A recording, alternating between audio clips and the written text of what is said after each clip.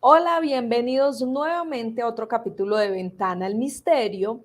En esta temporada de entrevistas, hoy vamos a hablar de un tema muy interesante que me llama mucho la atención y es el tema de las brujas. ¿Cuál es el origen real de las brujas? ¿Quiénes eran? ¿Eran mujeres malvadas o al contrario, mujeres sabias que tenían mucho entendimiento y que por eso fueron relegadas, asesinadas y prohibidas de alguna manera? Y qué mejor que para hablar de este tema, que una mujer que sé que le encanta también esto, que habla muchísimo de este tipo de temas, que lo ha investigado, y es Rubiela Hernández, investigadora, que hace parte también de toda esta parranda de gente que le gusta el misterio. Bienvenida, Rubiela. Gracias por estar aquí en Ventana al Misterio. Hola Joana, muy buenas noches. ¿Cómo estás? Agradezco tu invitación para hablar de este tema que a mí me parece apasionante porque nos ayuda a entendernos como mujeres, nos ayuda a entendernos diferentes actuaciones como especie y ayuda a entender la historia, por lo menos en gran parte de Occidente.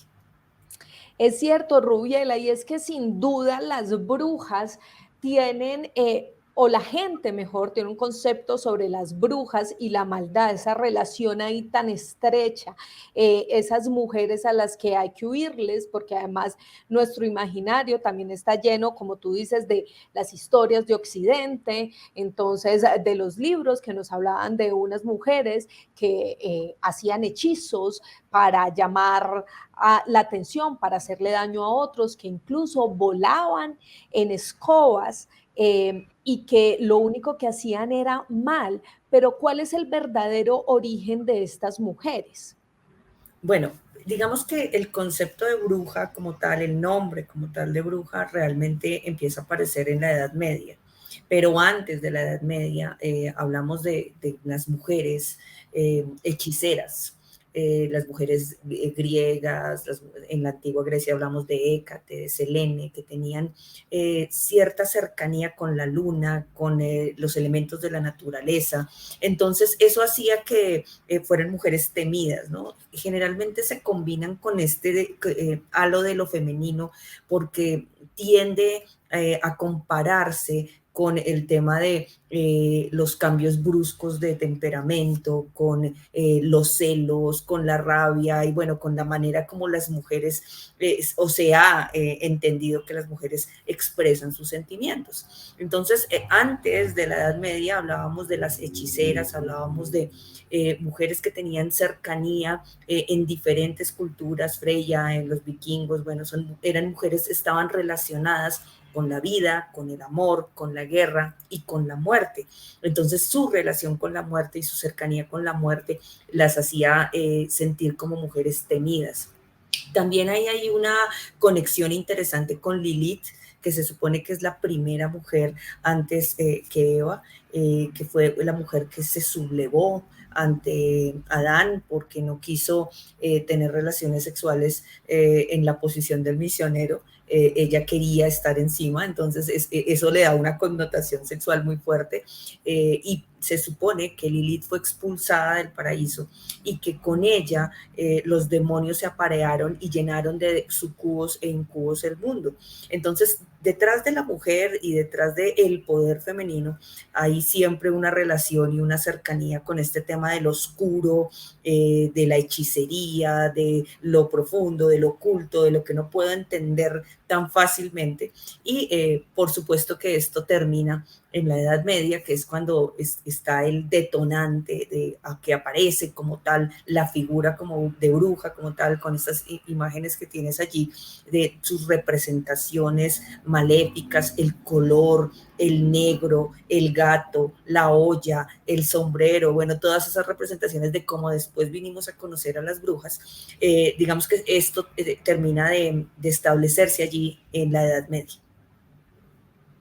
Claro, es como la encarnación precisamente de ese mal y de esas de esos imaginarios para estas mujeres que de alguna manera también eran libertarias, ¿no? Eran esas mujeres que estaban rompiendo una barrera en ese espacio, en esa sociedad en la cual se encontraban. Pues es que hay un tratado muy interesante que es el de Michelet, que habla de la historia de las brujas. Es una novela, pero que retrata de una manera muy interesante eso. Y es que sí, las mujeres tenían cierto poder por su manejo con la naturaleza, tenían poder porque sabían cosas de la fertilidad, estaban cercanas al aborto, estaban cercanas a, bueno, a ciertas cosas que estaban prohibidas en ese momento. Y en la Edad Media empiezan a relacionar a las mujeres con ese tipo de sabiduría, con pactos con el demonio. Entonces Santo Tomás dice, sí, podemos identificar que las brujas tienen, no sé, marcas en su cuerpo, que hacen aquelarres, que tienen tratos con la naturaleza inadecuados. Entonces ya empiezan a vincularlas con el demonio. Antes hablamos de la hechicería, porque las hechiceras, si bien es cierto, eran tradiciones paganas hasta antes del cristianismo, no estaban vinculadas con Satanás, porque Satanás empieza a ser una creación, digamos que estéticamente como la conocemos en la Edad Media, ¿no? Los cachos, la cola, el color, bueno, toda esta simbiosis que tomaron de las diferentes representaciones de los seres de oscuridad, y entonces los vinculan con las brujas y les dicen, bueno, es que las brujas buscan aparearse, reniegan de su bautizo, reciben un nuevo nombre de Satanás y participan en aquelarres, participan en ceremonias que les dan poder. No obstante, pues como nos lo muestra de pronto un poco Michelet, es que las mujeres tampoco es que tuvieran muchas opciones. En ese momento el hecho de comer, el hecho de vivir era muy, muy difícil, y casi que tenían solo dos caminos: o eran mujeres que tenían dinero, que eran adineradas y tenían ciertas ventajas, o eran mujeres que habían nacido en la pobreza, y esa era una forma de alguna manera de defenderse, ¿no? Su conocimiento de las plantas, su conocimiento de las mujeres, su conocimiento de otras cosas, pues entonces les daba cierta fama, y algunas de ellas de manera consciente querían esa fama, y entonces se muestran ante el mundo como eso, como brujas que tienen cierto poder. Y pues ya tiempo seguido de esto, pues aparece el Maleus Maleficarum, que es casi como el manual en donde le dicen a la gente, vea, una bruja se caracteriza por esto, esto, esto y esto, y empieza esa psicosis y empieza todo ese tema colectivo de buscar brujas de pronto en donde no las habían, de encontrar pruebas aunque no existieran, el tema de la tortura, el tema de los juicios que son tan reconocidos en diferentes partes del mundo, en donde no solo quemaron brujas, ¿no? También los hombres, algunos de ellos fueron llevados a la hoguera, aunque realmente lo que dicen es que no es tan tradicional que las quemaran porque era muy costoso, sino era más fácil colgarlas y ahorcarlas al tiempo.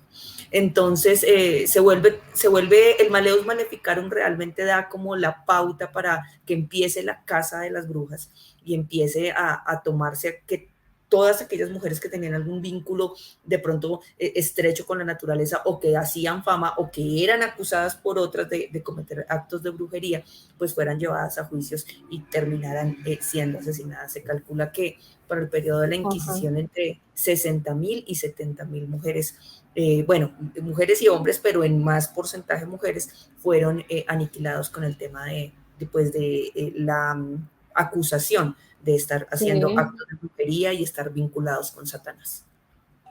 Y es que, mire, yo recuerdo que hay algunos teóricos que plantean que el tema de la escoba y de por qué decían que las brujas volaban en esa escoba se creó precisamente por el conocimiento que estas mujeres tenían sobre las plantas. Entonces había una especie de bebedizo que era una sustancia, que luego se convertía en una sustancia alucinógena que hacía, por supuesto, que estas mujeres entraran en una especie de trance, y de ahí salió la idea de que supuestamente podían volar.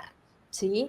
Es Era, cierto, era como el uso de la belladona, de la mandrágora y de ujú. ciertas plantas que pues tienen efectos alucinógenos, que hoy día se sabe que pueden generar efectos alucinógenos, y ellas las untaban con palos y las rozaban en sus genitales porque son unas partes altamente sensibles y permeables a este tipo de sustancias.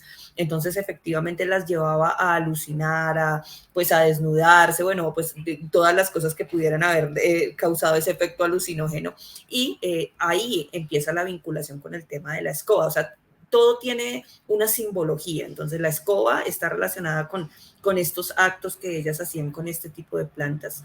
El caldero, el tradicional caldero que se conoce, es porque pues las mujeres eran cercanas al tema de los bebedizos, a usar las plantas, y eso que se conoce en la tradición popular como que cola de ratón o como que ojos de no sé qué, que es Ojos muy de sapo, cola de de sapo, ratón, los famosos realmente hechizos. eran seudónimos que le ponían a ciertas plantas y que ellas no querían que todo el mundo supiera cómo se usaban. Entonces, por eso tenían como esos apodos, esas plantas, y la gente pues los tomaba como de manera literal. De hecho, pues llegaron a acusarlos incluso de que comían niños, de que hacían mal de ojo, que podían dañar las cosechas con una sola maldición, que podían causar tormentas, o sea, eran vinculadas a una serie de poderes pues que realmente eran más de la imaginación popular que otra cosa, pero cada una de esas cosas pues les daba esa simbología, el gato, que era como su conexión con Satanás, el cuervo, todo el vestirse de negro, todo ello en la estética de la Edad Media y todo lo que surgió en la Edad Media fue lo que después dio paso a ese concepto que llegó a Occidente acerca de lo que eran las brujas. Rubiela, pero sin duda alguna, todo esto que nos has explicado y lo que sabemos del origen de las brujas muestra el miedo que realmente se tenía frente al poder de la mujer en esa época. Sí, realmente cuando uno se pone a explorar el Maleus Maleficarum es una obra absolutamente misógina, ¿no? Realmente hay una serie de exploraciones sexuales que estos escritores, aunque se dice hoy día que es más Sprenger que el otro, tenían con las mujeres ese tema de la exploración, de verlas desnudas, de torturarlas, o sea, había un tema de aberraciones allí muy fuertes que se hicieron realidad con el Maleus Maleficarum. Entonces, el miedo de la seducción, el miedo de las mujeres bellas, el miedo a la belleza femenina de alguna manera, al poder femenino, y que eso se tradujo en condenarlas a que eran brujas y a pues hacer todo lo que se hizo con ella y todas las torturas que se cometieron con ellas. Pero no solo eso, si eran jóvenes, malo porque eran bellas y porque podían seducirlos, y si eran viejas era porque ya tenían mucho conocimiento y sus verrugas o sus defectos físicos eran por su vínculo con Satanás. Entonces no se salvaba nadie de ninguna manera porque siempre encontraban esa relación, además porque se decía que la mujer era esa parte débil del hombre y el hombre era llamado a ser santo, pero la mujer era quien lo bajaba a los infiernos. Entonces, bajo esa premisa, se convenció a muchas personas pues, de ese poder irreversible que tenían algunas mujeres y que la única manera era mantenerlas a imagen y semejanza de la Virgen María. Entonces, casi que se divide el mundo en dos, ¿no? Las mujeres brujas, cargadas de cosas malas, la prostitución, el poderío sexual, la seducción, y por el otro lado, aquellas que eran imagen y semejanza a la Virgen María. Entonces era muy difícil porque igual así la mujer no tuviera culpas, siempre y cuando apareciera alguien que la acusara, seguramente iba a terminar en un juicio de esos y a terminar pues siendo castigada y a veces pues perdía la vida. De ahí pues nace ese famoso, que es muy famoso, aunque realmente allí no es que hayan muerto muchas mujeres, que es Salem, que es el lugar en Ajá. donde los juicios de Salem, que es una histeria, básicamente una histeria que se dio de manera colectiva. La sobrina y la hija de uno de los ministros más importantes de la época empiezan a decirle a él que están siendo atacadas en las noches, que las muerden, que ven cosas, que les tiran el cabello, que les están haciendo cosas. Entonces empieza a generarse una histeria en el pueblo de acusaciones de quién es la bruja, que si la una, que si la otra, que si la extranjera, que si la pobre. Y realmente lo que sucede allí es que terminan yendo a la horca 20 mujeres, pues obviamente todas inocentes. Pues detrás de eso además hay un tema económico, ¿no? Porque se quedan con sus tierras, se quedan con las propiedades que eran de ellas, porque generalmente acusaban a las mujeres que estaban solas. Y de pronto a las mujeres que estaban comprometidas, pues con el pretexto de que se había comprobado que eran brujas, les quitaban pues sus tierras, sus pertenencias y demás. Claro, digamos que ese es uno de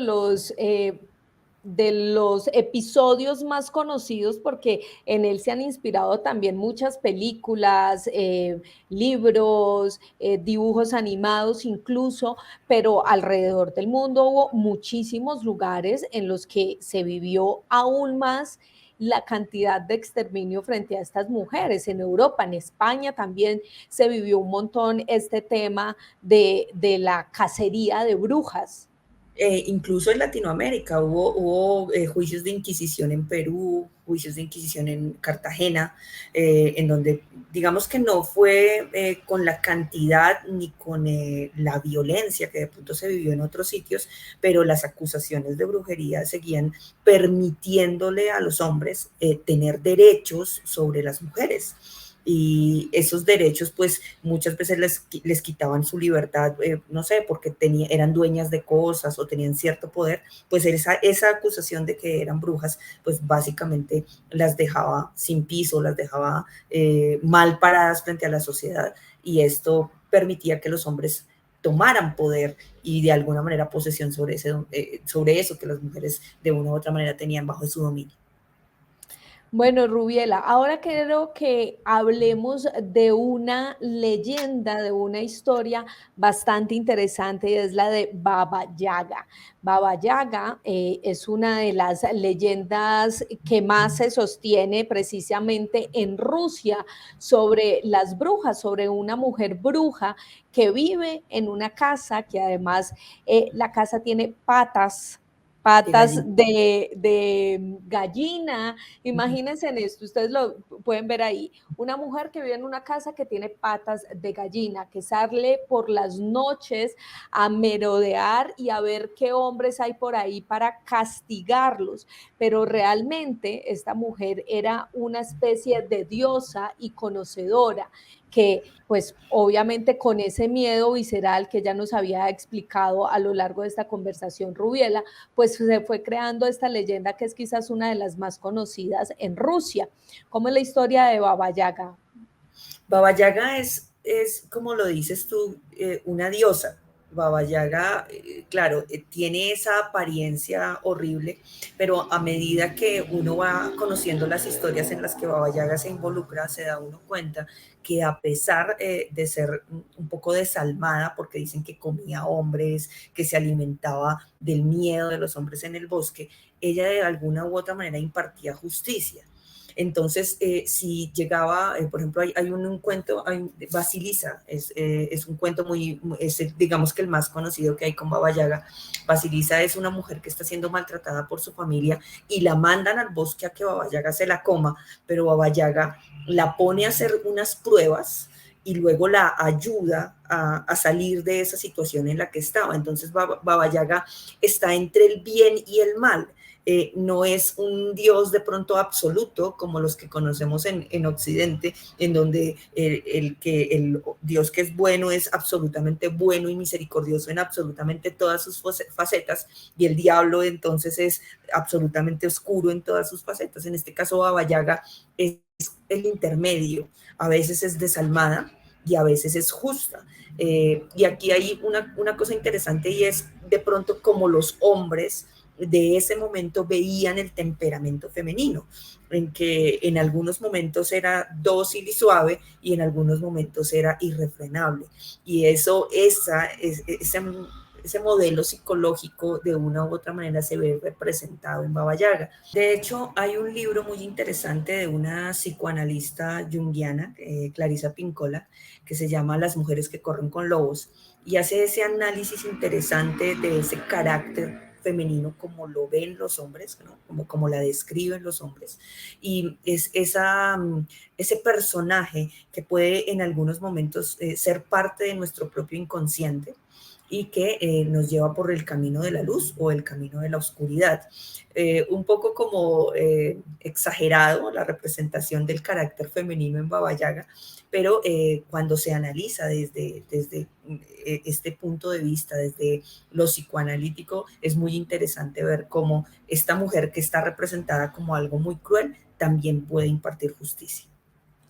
Sí, esta historia es bastante interesante, esta leyenda precisamente por eso, porque es una mezcla, como decía Rubiela, entre el bien y el mal, entre esa línea de los matices que todos los seres humanos de alguna manera tenemos. Rubiela, para usted, ¿cuál es la bruja más destacada de toda la historia o la que a usted más le llame la atención?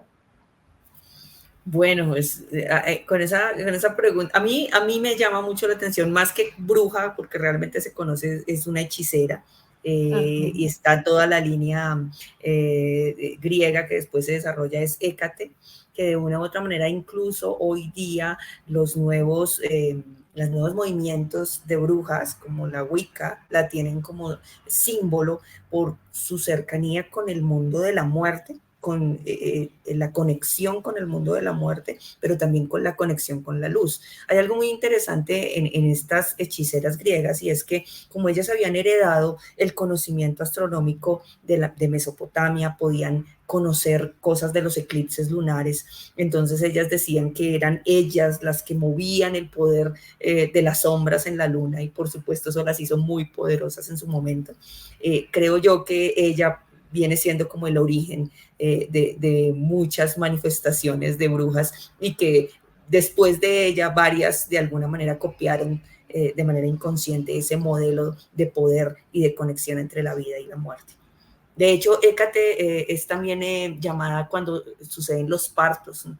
Porque en el momento en que hay un alumbramiento se supone que ella hace la conexión entre pasar desde el mundo de los muertos al mundo de la vida, a los nuevos seres humanos.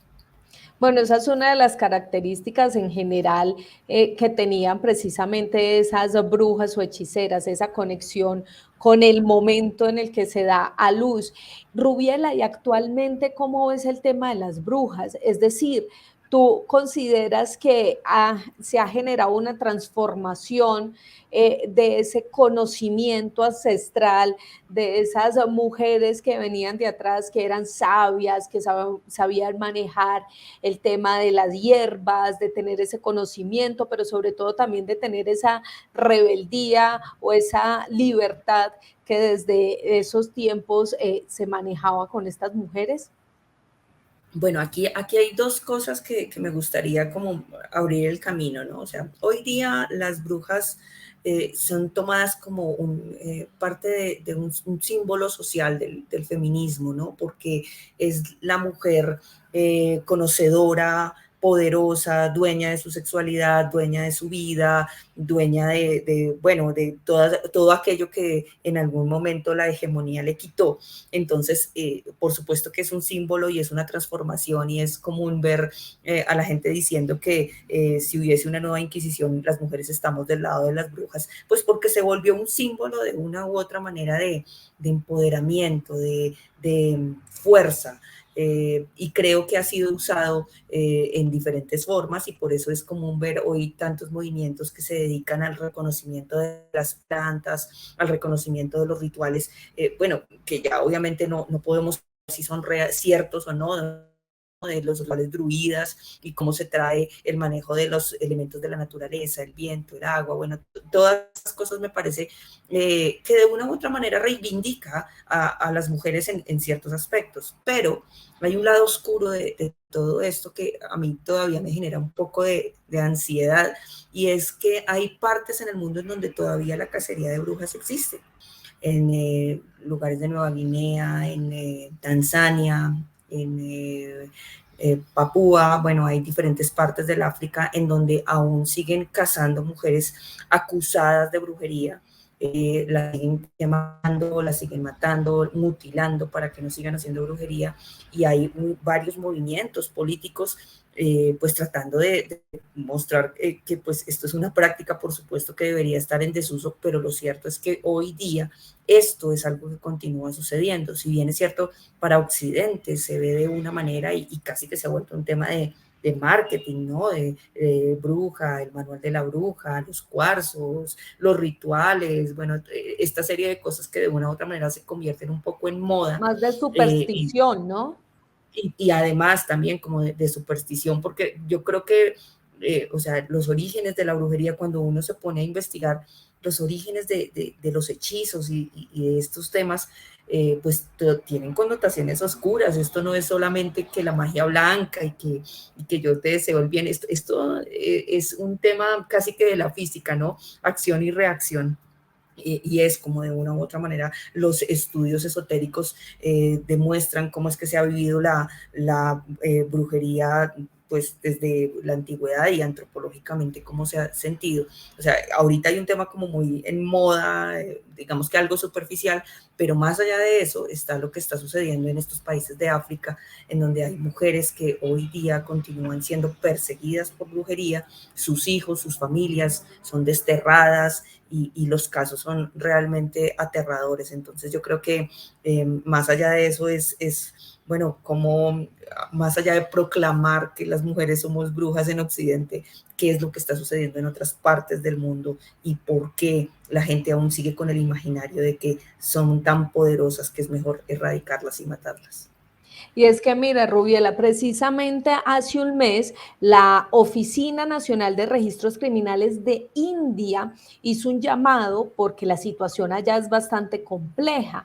En lo que va corrido del 2010 hasta el 2021, más de 1.500 personas fueron acusadas de brujería, y allí lo que pasa es que la gente como que cobra venganza o justicia por su propia mano, pero no solo eso, sino que se han creado grupos para hacer de alguna manera que estas mujeres paguen por su delito de ser brujas, y se registró que cómo lo hacen a través de procesos bastante crueles. Uno, les arrancan las uñas, las obligan a comer heces, las han hecho desfilar desnudas y golpeándoles hasta que queden negras o azules, y de esta manera pues demostrar que quienes se atreven a trabajar con magia negra, con brujería, con hechizos, pues son castigadas. Sin embargo, hay una situación que plantea también este instituto,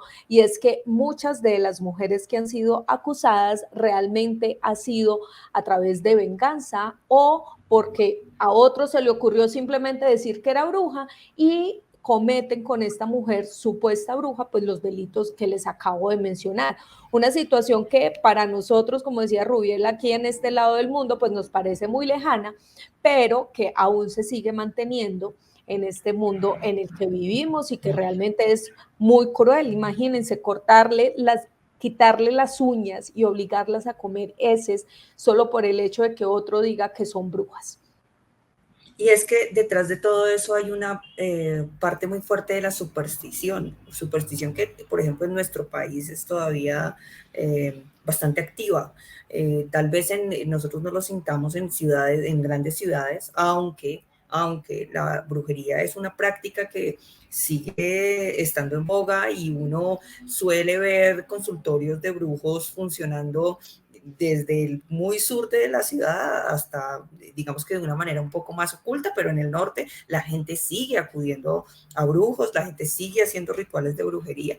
Y pues en diferentes partes rurales de Colombia, el tema de la superstición con las brujas es muy fuerte, al punto de también, de pronto, no sé si las prácticas tan violentas ocurran, no he recibido de pronto o he investigado sobre esos casos, pero lo cierto es que sí las exilian o queda con la etiqueta de que esa mujer es bruja y que no se acerquen, o bueno, hay una cantidad ahí de imaginación alrededor del tema que yo creo que hay que combatir un poco con el conocimiento y con ese leer y ese entender que pues mucho de esto es simplemente sentado en la superstición y que no hay unos elementos comprobables para acusar a una persona de eso y que otro además lo acuse, como en el caso que en India.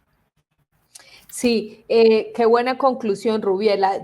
Yo creo que la magia, la brujería, realmente sí puede hacerle daño de alguna manera a otras personas y allí es cuando hay que cuidarse y estar alerta a esto. Sin embargo, los imaginarios que se crearon alrededor de las mujeres, el poder de las mujeres, la libertad de las mujeres y los conocimientos, pues han llevado, por supuesto, a todos estos crímenes que les hemos resumido un poco el día de hoy con todo el origen precisamente de la brujería, de esas mujeres hechiceras, de esas mujeres sabias que tenían un conocimiento particular y que de alguna manera quisieron destacarse.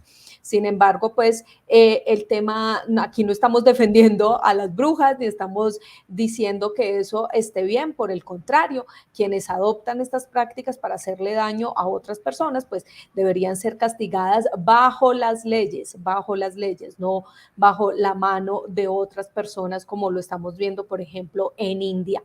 Rubiela, muchas gracias por estar aquí acompañándonos en Ventana al Misterio. Gracias por esta charla que además me parece muy educativa. Es una oportunidad también para quienes nos gusta el misterio conocer un poquito de historia. Recuerden que el misterio pasa por muchas líneas, entre ellas la historia, y conocer este tipo de temas y todas esas curiosidades, pues también nos ayuda a entender un poco el mundo en el cual vivimos. Gracias, Rubiela, por acompañarnos. A ti, Joana, por la invitación. Y pues, como dices tú, esta es una invitación a conocer, a saber cuál es la historia del tema de las brujas, a no comer como tan entero y a entender que esto pasa mucho por la historia y como lo vivimos nosotros desde Occidente, por supuesto, porque en otras partes del mundo se entiende de diferentes maneras. Muchas gracias, Joana, y como siempre aquí pendientes de todos estos temas que son tan interesantes. Bueno, ustedes ya saben, si les gustó este video, si quieren otros temas relacionados a este, pues los invito a que dejen sus comentarios debajo de este video, dejando sus comentarios para Rubiela, de otros temas. Si les gustó, dedito arriba y nos vemos en una próxima oportunidad. Hasta aquí hemos llegado en Ventana al Misterio.